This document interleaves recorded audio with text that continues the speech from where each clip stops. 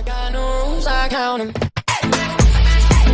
I got no rules, I count 'em. Bread, up and down, bread, up and down, right, bread, up and down, big and open.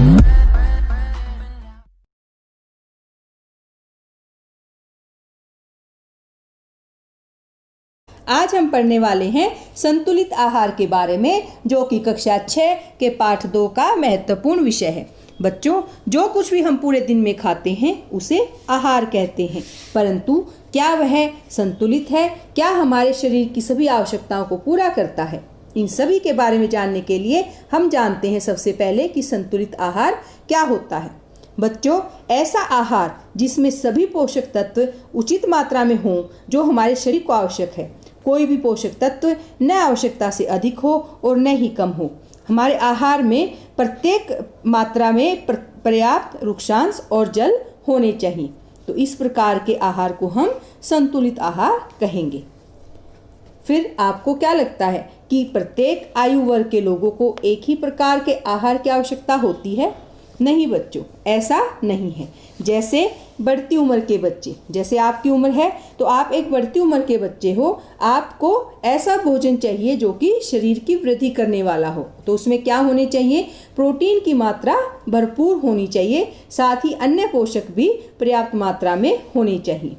फिर आती है मान लो 20 की आयु के बच्चे। उन बच्चों को या उन व्यक्तियों को उनकी हड्डियों का घनत्व तो अभी बन रहा होता है, तो ऐसे भोजन की आवश्यकता है जिसमें अन्य पोषकों के साथ साथ कैल्शियम भी भरपूर मात्रा में हो। फिर है 40 उम्र की आयु के व्यक्ति, तो उनकी आयु में वसा कम होनी चाहिए, लेकिन खनिज, विटामिन, फाइबर और एंटीऑक्सीडेंट्स वाला जो भोजन है वो उनको लेना चाहिए।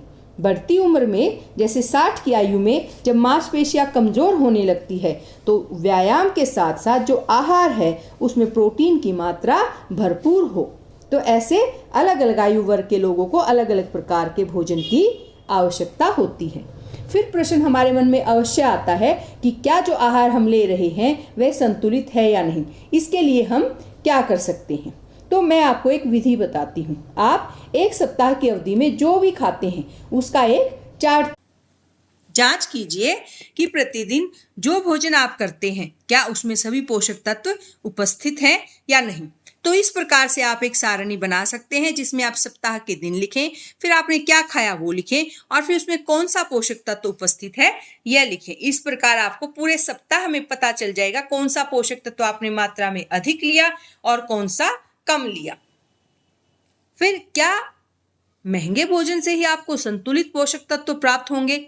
नहीं बच्चों, ऐसा भी नहीं है। आप दालें, मूंगफली, सोयाबीन, अंकुरित बीज, किण्वित भोजन जैसे कि इडली या आटे का मिश्रण जैसे मेसी रोटी, केला, पालक, सत्तू, गुड़ या उपलब्ध सब्जियां और इसी प्रकार के अन्य भोजन जो आसानी से उपलब्ध हैं वो खाएंगे तो उनमें सभी पोषक तत्व आपको प्राप्त होंगे।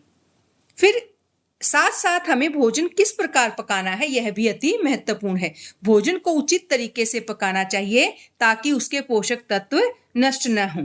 आपको पता ही होना चाहिए कि पकाते समय भी कुछ पोषक नष्ट हो जाते हैं, जैसे कि विटामिन सी। ये विटामिन सी आसानी से गर्मी में नष्ट हो जाता है, इसलिए हमें ध्यान रखना चाहिए कि जितनी आवश्यक तापमान हो उतना ही हम भोजन को पकाएं। साथ ही हमें धोते समय भी ख्याल रखना चाहिए कि छिलका उतार के यदि आप सब्जियों और फलों को धोते हैं तो संभव है कि उनके कुछ विटामिन नष्ट हो जाएं, क्योंकि सब्जियों और फलों की त्वचा में कई महत्वपूर्ण विटामिन और खनिज लवण होते हैं। साथ ही चावल और दालों को बार बार धोने से उनमें उपस्थित विटामिन और खनिज लवण भी अलग हो सकते हैं। तो इस प्रकार हमें धोते समय भी ध्यान रखना चाहिए। फिर आती है, क्या हम हर बार एक ही जैसा भोजन खा सकते हैं? ऐसा नहीं है बच्चों। जैसे मान लीजिए, मैं आपको उदाहरण देती हूँ, आप वसायुक्त भोजन खाते हैं तो एक कटोरी कार्बोहाइड्रेट भोजन की अपेक्षा आप एक कटोरी वसायुक्त भोजन अधिक ऊर्जा देगा, ऐसा हमने पढ़ रखा है। लेकिन हर समय अगर आप वसायुक्त भोजन खाएंगे तो आप जो है बहुत ज्यादा मोटे हो जाएंगे और आपके शरीर में वसा की मात्रा अत्यधिक हो जाएगी, जिससे हमें अनेकों बीमारियां हो सकती हैं। तो हमें संतुलित आहार ही लेना चाहिए, यह हमारे लिए अति आवश्यक है। उम्मीद है अब आप समझ गए होंगे कि संतुलित आहार का क्या महत्व है। साथ ही आवश्यक क्या है बच्चों कि हमारे शरीर में आवश्यक पोषक तत्वों की कमी ना हो। इसीलिए यह भी जरूरी है कि हम सादा किंतु सभी पोषक तत्वों से भरपूर भोजन अवश्य खाएं। जैसे कि हम चित्र में देख सकते हैं कि अलग अलग प्रकार की सब्जियां जो हमारे आसपास ही हमें मिल जाती हैं, अलग अलग प्रकार के मौसमी फल हमें अवश्य ही खाने चाहिए। तो हमें ध्यान रखना चाहिए कि हम अपने शरीर की आवश्यकताओं के अनुसार एक संतुलित आहार अवश्य लें। धन्यवाद।